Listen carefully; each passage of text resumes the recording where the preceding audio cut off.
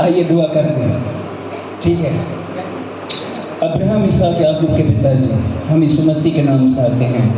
आज के वचन के लिए प्रार्थनाएं करते हैं कि आज के वचन पिताजी हम में से प्रत्येक के हृदय में लिखे जा सके और हम सभी अपने जीवनों को तैयार कर सकें उस भावी अनंत जीवन के लिए।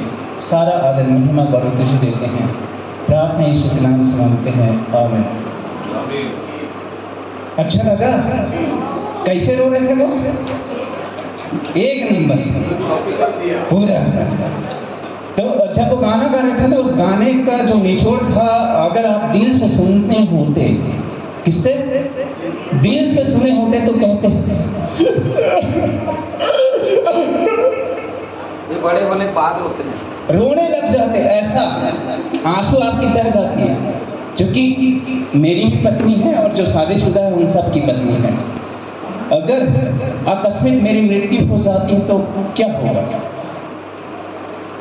आज रात मैं मर जाता हूं तो क्या होगा बताइए? टीपर खूटी बताइए क्या होगा?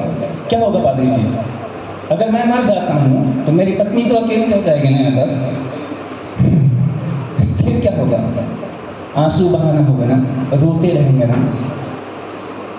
जब आप दिल से सुने होते तो आपके आंसू जरूर बहने लग जाते। जो उन्होंने गाया वो दिल से गाया। ठीक है सर, गलत तो नहीं बोल रहा? ठीक बोला। हमें जो भी हम वचन सुनते हैं या फिर कोई गीत सुनते हैं तो हमें कहाँ से सुनना चाहिए? इधर से सुनना चाहिए, लेकिन यहाँ तक उतरना चाहिए, हृदय तक उतरना चाहिए। हमारे जीवन में उतरना जरूरी है, इसको उतारना जरूरी है। ठीक है, तो वचन में चलते हैं। उत्पत्ति की पुस्तक 1 अध्याय, उत्पत्ति 1 अध्याय उसके 26 और 27 पद को जब आप पढ़ेंगे तो वहाँ लिखा है, फिर परमेश्वर ने कहा, हम मनुष्य को अपने स्वरूप के अनुसार अपनी समानता में बनाए। 26 पद में लिखा है। ठीक है, आज का जो विषय है स्वरूप और समानता। स्वरूप और समानता, स्वरूप और समानता के विषय में देखेंगे। कुछ प्रश्न है कि हमको परमेश्वर ने अपने स्वरूप और समानता में बनाया है। आपको भी बनाया है ना? निश्चय है, दृढ़ निश्चय है कि आपको बनाया है, मुझे भी बनाया है, पादरी साहब आप लोग को भी बनाया है। ठीक है, परमेश्वर ने अपने स्वरूप और समानता में मनुष्य को बनाया है। मनुष्य को परमेश्वर ने स्वरूप और समानता में, अपने स्वरूप और समानता में बनाया है। मैं नहीं कह रहा हूँ, मैं यहाँ बस नहीं कह रहा हूँ, परंतु वचन में उत्पत्ति की पुस्तक 1 अध्याय उसके 26 आयत में ऐसा ही लिखा है, फिर परमेश्वर ने कहा, हम मनुष्य को अपने स्वरूप के अनुसार अपनी समानता में बनाएं। तो क्या हम उस स्वरूप और समानता को सुरक्षित रख रहे हैं? प्रश्न है, क्या मैं प्रदीप मसीह अब उस स्वरूप और समानता, जिस स्वरूप और समानता में परमेश्वर ने मुझे बनाया है, क्या मैं उस स्वरूप और समानता को सुरक्षित रख रहा हूं? क्या मैं बेदाग रख रहा हूं? क्या मैं बिना झुर्री का रख रहा हूं? क्या मैं उसमें कालीन पोतते जा रहा हूं?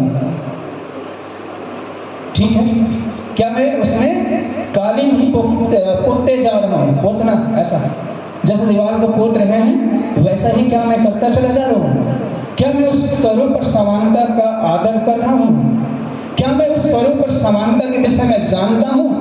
क्या हम तो कहते हैं कि मुझे दृढ़ निश्चय है कि परमेश्वर ने मुझे, मुझ आदम को, मुझ मनुष्य को अपने स्वरूप और समानता में बनाया है। लेकिन कहीं हम उस स्वरूप और समानता पर दाग तो नहीं लगा रहे हैं। देखेंगे कि हम कहीं दाग नहीं लगा रहे हैं अपने उस स्वरूप और समानता पर, जिस स्वरूप और समानता में मुझे परमेश्वर ने बनाया है। मुझे परमेश्वर ने अपने स्वरूप और समानता में क्या किया है? बनाया है। सच हम मनुष्य आज उसके स्वरूप और समानता को बिगाड़ते चले जा रहे हैं। मैं जो हूँ उस स्वरूप और समानता, जिस स्वरूप और समानता में परमेश्वर ने मुझे बनाया है, मैं कहीं ना कहीं उसको बिगाड़ते चला जा रहा हूँ। कहीं ना कहीं मैं उसको दाग धब्बों से क्या कर रहा हूँ, नुकसान पहुंचाते चला जा रहा हूँ। कैसे दाग धब्बा लगते हैं बता रहा हूँ।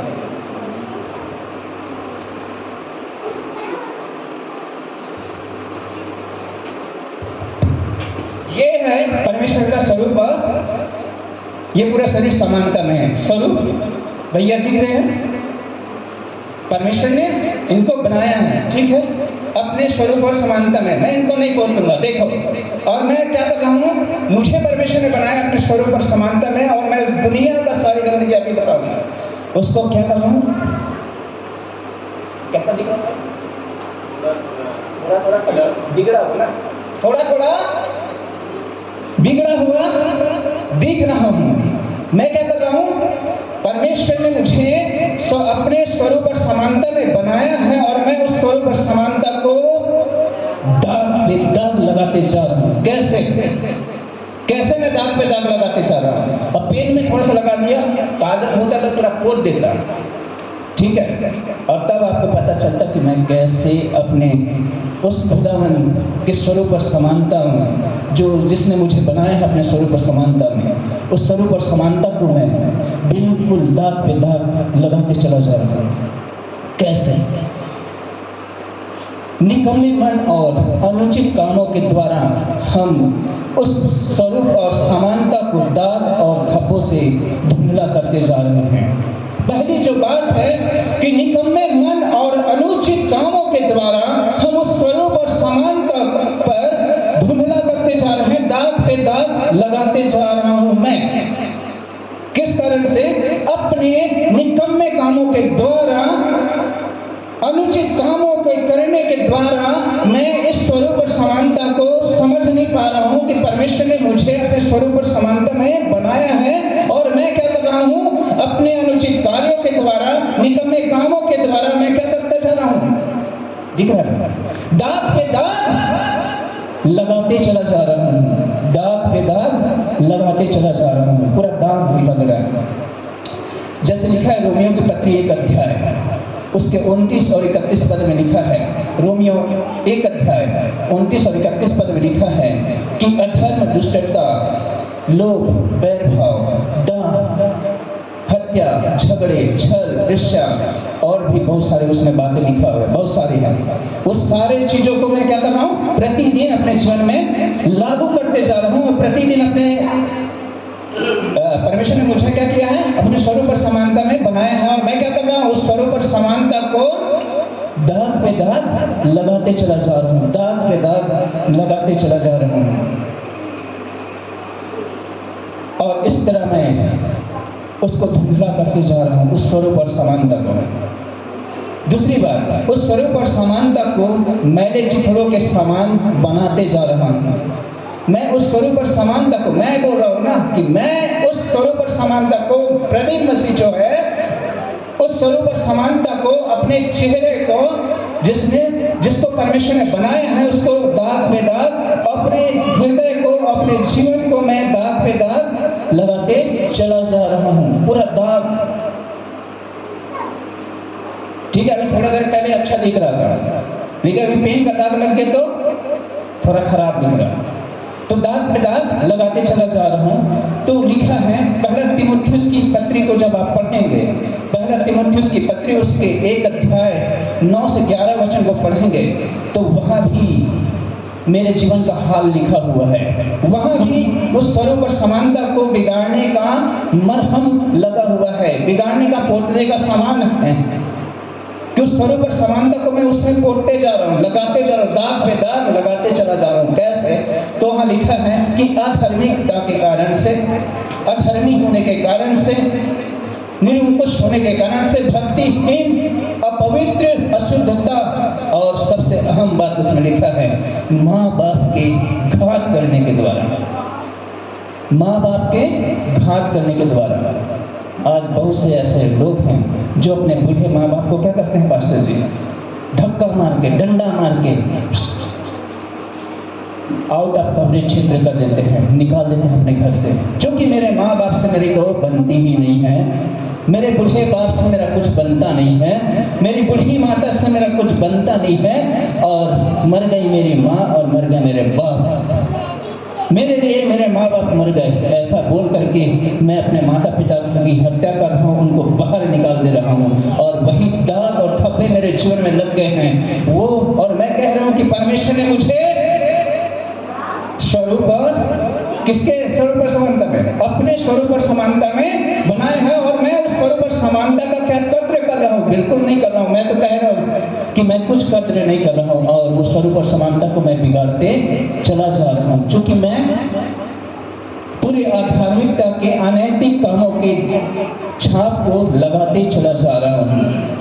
और मैं कह रहा हूँ कि परमेश्वर ने तो मुझे अपने स्वरूप और समानता में बनाया है, और मैं अच्छा दिख रहा हूँ, और मैं अच्छा हूँ। तीसरी बात, उस स्वरूप और समानता को धुंधला करते जा रहे हैं हम, धुंधला करते जा रहे हैं, या फिर पर्दा लगाते जा रहे हैं एकदम। ठीक है, अब भैया का यहाँ तक पर्दा लगा दें, कुछ दिख रहा है, थोड़ा और लगा दे, कुछ दिख रहा है, और पूरा ज़्यादा लगाते हैं, कुछ दिख रहा है, चेहरा दिख रहा है, और इनको भी कुछ दिखाई नहीं दे रहा है। क्यों नहीं दिख रहा है? आंखें भी बंद हो गया और पूरा चेहरा भी ढक गया। तो जो स्वरूप है वो कैसा हो गया? पूरा ढक गया। तो कुलुस्सियों की पत्री में लिखा है, कुलुस्सियों 3 अध्याय 5 से 8 पद में लिखा है, उसमें भी वही बात लिखा है जो पहले में लिखा है। ठीक है, तो वहाँ पास लिखा है, बहुत सारी बात है, उसमें से कुछ बातों को बता देता हूँ। जैसा लिखा है कि बुरी लालसा, लोभ, निंदा, मुंह से गाली देना, अनाप शनाप बातें बकना, गालियाँ देना, ऐसा उसमें लिखा है, गालियाँ देना। और ये सारी बातें जो हैं उस स्वरूप और समानता से कोई ताल्लुक नहीं है, परंतु वो सारे बातों के द्वारा मैं उस स्वरूप और समानता को क्या करता जा रहा हूँ? पर्दा लगाते जा रहा हूँ। और एक दिन मुझे भैया ने कहा कि मुझे कुछ दिखाई नहीं दे रहा, मैं उस स्वरूप और समानता में अंधा होता जा रहा हूँ, और मुझे भी कुछ दिखाई नहीं देगा, और जब मैं आगे बढ़ूंगा तो मुझे कुछ समझ में नहीं आएगा मैं कहाँ जा रहा हूँ। चौथी जो बात है, उस स्वरूप और समानता पर पर्दा पड़ता जा रहा है। जैसा कि मैंने एक प्रैक्टिकल बताया कि भाई के सामने मैंने क्या कर दिया, ये पर्दा लग गया, अब इनका चेहरा आपको दिखेगा नहीं, और वो भाई साहब आपको देख नहीं सकते, क्योंकि पूरी रीति से ढक गए हैं, पूरी रीति से बंद हैं, पूरी रीति से बंद हैं। तो गलतियों की पत्री उसका 5 अध्याय 19 से लेकर 21 पद में बहुत सारी बातें लिखा है। ठीक है, गलतियों की पत्री 5 अध्याय 19 से 21 में, मेरे गंदे कामों के कारण वो पर्दा मुझ पर पड़ा है, मेरे गंदे कामों के कारण वो पर्दा मुझ पर पड़ा है, मेरे लुचपन के कारण से, मेरा टोना टोटका करने के कारण से, ईर्ष्या रखने के द्वारा, क्रोध करने के द्वारा, विरोध करने और फूट करने और विधर्म और डाह के कारण से, मतवालापन के कारण से, घृणा करने से, इन सब ने पर्दा कर रखा है। इन सब ने उस स्वरूप और समानता को क्या कर दिया है? बिगाड़ता चला जा रहा है, और हम बिगड़ते चले जा रहे हैं। उस स्वरूप और समानता में हम तो कह रहे हैं कि परमेश्वर ने मुझे अपने स्वरूप और समानता में बनाया है, लेकिन मैं प्रदीप बस्सी उस स्वरूप और समानता को क्या करता जा रहा हूँ? ये सारे पाप जो हैं लगता चला जा रहा है ऐसा, और पूरा क्या होता जा रहा है? वो स्वरूप और समानता दाग पे दाग लगता चला जा रहा है, उसमें पर्दा पड़ता चला जा रहा है। 5वीं जो बात है, उस स्वरूप और समानता को अशुद्धता से भरते जा रहे हैं हम। जैसे कि उस कब्र के समान, जहाँ क्या होता है कब्र के अंदर? पूरी क्या भरा रहता है? कब्र के अंदर खुशबू रहता है, बहुत सड़ाहट। ऊपर से कब्र कैसा दिखता है? सफेदा लगा देते हैं, बढ़िया दिख रहा है, अच्छा दिखता है, पोत देते हैं बढ़िया से, मैं भी अच्छा दिख रहा हूँ, लेकिन मेरे अंदर सारा सड़ाहट भरा हुआ है, सारी गंदगियां भरी हुई है और मैं पूरी रीति से सड़ता चला जा रहा हूँ और पूरी रीति से बर्बाद होते चला जा रहा हूँ। और मैं प्रदीप मसीह वो स्वरूप और समानता को, जिस परमेश्वर ने मुझे अपने स्वरूप और समानता बनाया है, उस स्वरूप और समानता को समझ नहीं रहा हूँ, उसका आदर नहीं कर रहा हूँ और उसको मैं गंदा करते जा रहा हूँ और यहाँ तक कर लिया कि सड़ाहट है। और जब वो सड़ाहट मुझ में से निकलेगा तो कैसा लगेगा आपको? अगर मैं अभी गालियां देने लगूं तो कैसा करेंगे आप? अचानक मैं आकर के आपको थप्पड़ मारने लगूं, भड़ाभड़ देने लगूं तो आप क्या करेंगे आप? क्योंकि वो स्वरूप और समानता क्या है? दिख रहा है ना, गंदगी है। और वो गंदगी क्या कर है? इस बहन के, ये बहन मेरे साथ पढ़ती है, ठीक है, पढ़ रही है, ये छोटी बहन है और मैं भी छोटा हूं, दोनों पढ़ रहे हैं, लेकिन ये मेरे से आगे बढ़ते जा रही है। हम एक ही क्लास में हैं, ठीक है, लेकिन ये गणित में बहुत हाईएस्ट है और मैं थोड़ा लूज हूँ, ठीक है, लेकिन लूज हूँ। अरे बढ़ते जाते मुझे इच्छा होगा, अरे ये बढ़ते जा रही है, इच्छा आया ना, और इच्छा आने के कारण से मैं क्या करूँगा? इनको डिस्टर्ब करने का दिमाग में लगाऊंगा कब मैं इस बहन को डिस्टर्ब करूं और ये गणित में क्या हो जाए, थोड़ा सा कम नंबर पाए। मैं बढ़ना चाहूंगा और ईर्ष्या के कारण मैं खुद गंदगी में पड़ा रहूंगा और इनको भी मैं अपने साथ ले करके जाऊंगा, कहूंगा कि अब इसको भी तो उस नैया में डुबाना ही है, क्योंकि गणित में इसको क्या करना है? फेल करना ही है मुझे। और मैंने ठान लिया, हम मैं ईर्ष्या से जलते चला जा रहा हूँ। लेकिन ये जो बहन है ना, वो क्या करने लगी और भी 100 में 100 ले आई, 100 में 100 ले। और मैं कहाँ अटका था? 100 नंबर में कितना पाया था भाई? 9 नंबर। 100 में 9 नंबर पाया। किस कारण से? ईर्ष्या के कारण से। ईर्ष्या लगा मुझे और मैं वो उस कारण से मैं क्या कर रहा हूँ? कितने नंबर पाया? 9 नंबर। बैठे तो दोनों थे, पढ़े तो दोनों थे, एक ही गुरु ने पढ़ाया था, लेकिन 100 में 100 ले आए और मैं 100 में सिर्फ 9 नंबर पाया। बात यही है। और इस तरह मैं उस स्वरूप और समानता को क्या करता जा रहा हूँ? बिगाड़ते चला जा रहा हूँ। मरकुस रचित सुसमाचार 7 अध्याय 20 से 23 पद में लिखा है कि बुरे बुरे विचार और लिखा है व्यभिचार, चोरी, हत्या, परिस्थिति गमन, लोभ, दुष्टता, छल, लुचपन, कुदृष्टि, निंदा, अभिमान, मूर्खता के कारण से मैं उस स्वरूप और समानता को क्या कर रहा हूँ? बिगाड़ते चला जा रहा हूँ। अगर मैं आपसे झूठ बोल रहा हूँ तो आप दावे के साथ खड़े होकर के बोल दीजिए कि पास्टर साहब आप गलत प्रचार कर रहे हैं, आप बिल्कुल गलत बोल रहे हैं, क्योंकि उस स्वरूप और समानता को हमने कभी दाग पे दाग नहीं लगाया। उस स्वरूप और समानता को मैंने कभी दाग नहीं लगाया। प्रदीप मसीह ने तो बहुत दाग पे दाग लगा दिया है।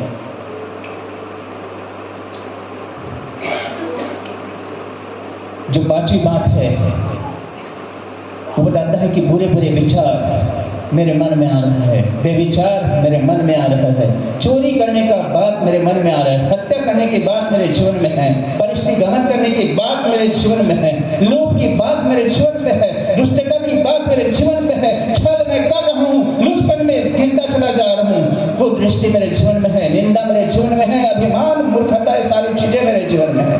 और मैं कह रहा हूँ कि मुझे तो परमेश्वर ने क्या किया है? अपने स्वरूप और समानता में बनाया है। और मैं प्रदीप मसीह कह तो रहा हूँ कि मुझे परमेश्वर ने अपने स्वरूप और समानता में बनाया है। और पता चलता है कि प्रदीप मसीह का उसके जीवन को खोल के देखें कैसा दिखेगा? पता, इस तरह पीछे दिख रहा है, क्या दिख रहा है? मेरा चेहरा दिख नहीं रहा है। ये सारी गंदगी कहाँ रख रहा हूँ मैं? अपने पीठ पे लाद के चलता चला जा रहा हूँ, अपने जीवन पे रख के चलता चला जा रहा हूँ। मैं दावे के साथ कह रहा हूँ कि मुझे परमेश्वर ने अपने स्वरूप और समानता में बनाया है। मनुष्य को परमेश्वर ने अपने स्वरूप और समानता में बनाया है। क्या हम उस स्वरूप और समानता को ठीक रख रहे हैं? क्या प्रदीप मसीह उस स्वरूप और समानता का आदर कर रहा है? क्या उसको ठीक रख रहा है या फिर बिगाड़ते चले जा रहा है?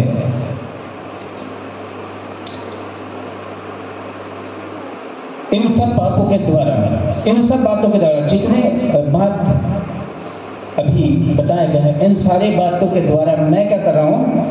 उस पर दाग और धब्बों को लगाता चला जा रहा हूँ, उस स्वरूप और समानता को बिगाड़ता चला जा रहा हूँ। तब जो बात उठता है कि अब मुझे क्या करना चाहिए? कि जब जिस परमेश्वर ने मुझे अपने स्वरूप और समानता में बनाया है, उस स्वरूप और समानता का मैंने आदर नहीं किया, उसको ठीक से रख नहीं पाया, उसको संवार नहीं पाया, उसकी रखवाली नहीं किया और उसको मैंने समझा नहीं और उसको व्यर्थ बातों में मैंने घसीट किया, व्यर्थ बातों में लगा दिया, तब मुझे क्या करना चाहिए? निर्णय क्या लेना चाहिए? तो जरूरत पड़ती है एक बात की, वो है यीशु मसीह की। जब मैं पूरा रीति से उस स्वरूप और समानता को बिगाड़ रखा है इन पापों के द्वारा, जितने बात अभी पढ़े हम लोग, ठीक है, उन सारे कारणों के कारण से मैंने उस स्वरूप और समानता को मैं उस खुदा की स्वरूप और समानता को बिगाड़ लिया।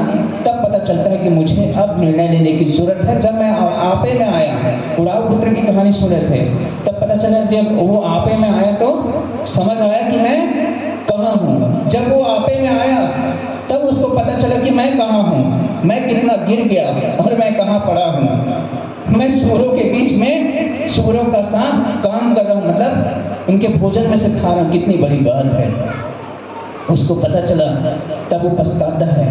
और वही बात होता है जब मैं उस स्वरूप और समानता को बिगाड़ लिया, तब पता चला कि इधर तो दाग ही दाग है। और भैया ने कहा कि मुझे कुछ दिख नहीं रहा है, क्योंकि पर्दा पड़ गया और मुझे कुछ दिख नहीं रहा है। तो मैं कह रहा हूँ, ये दादा अब का हो ही रे मोर जिंदगी के का हो जही, अब मोरा का हो ही, अब मोर का हो ही, ये दादा अब मैं क्या करूँ, अर्थात मैं क्या करूँ? तो करना क्या है? उसके लिए उस स्वरूप और समानता को ठीक करने के लिए जरूरत है यीशु से मिले, प्रभु यीशु से मिलने की जरूरत है कि उस स्वरूप और समानता को अभी भी ठीक हम कर सकते हैं, लेकिन पापों को ठीक नहीं कर सकते, लेकिन स्वरूप और समानता को आप ठीक कर सकते हैं। यूहन्ना रचित सुसमाचार उसका 1 अध्याय 29 पद में लिखा है। यूहन्ना रचित सुसमाचार 1 अध्याय उनके 29 पद में लिखा है, देखो यह परमेश्वर का मेमना है जो जगत का पाप उठा ले जाता है, जो जगत का पाप उठा ले जाता है। इसलिए मुझ प्रदीप मसीह को किससे मिलना है? उस स्वरूप और समानता को ठीक करने के लिए उसके पुत्र प्रभु यीशु मसीह से मुलाकात करने की आवश्यकता है। मुझे मिलना है प्रभु यीशु मसीह से, ताकि वो स्वरूप और समानता जिसको परमेश्वर ने दिया और बनाया, उसको मैं क्या कर दिया? पूरी तरह से बिगाड़ रखा है। अब उसको ठीक करने की दवा है कि यीशु से मिल जाऊं, क्योंकि वो सारे जगत के पापों को उठा करके ले जाता है।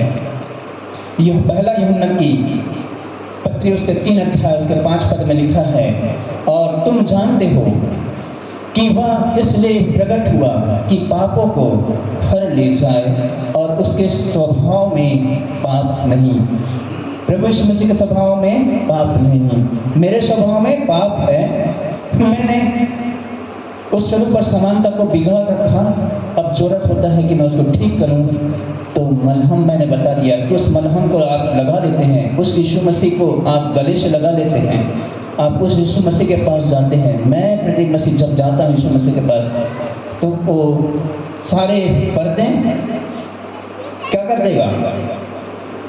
वो सारे पर्दे को यहाँ से खत्म। भैया दिख रहे हैं आप? ये जो पर्दा था, यीशु मसीह आए और यीशु मसीह ने उस पर्दे को निकाल दिया। ये पर्दा है। अब यीशु मसीह ने क्या किया? आया और यीशु मसीह को भाई ने जाना, और फिर क्या हुआ? वो सारी गंदगी धीरे धीरे दूर हो गई, वो सारी गंदगियां दूर हो गई, और भैया क्या हो गया? फिर से परमेश्वर के स्वरूप और समानता को ठीक कर लिया। किसके द्वारा? प्रभु यीशु मसीह के द्वारा। मुझे और आपको जरूरत है इन सारी बातों का। किन बातों का? कि उस स्वरूप और समानता को हम समझ सकें। परमेश्वर आपको आशीष दे आज के वचन के द्वारा।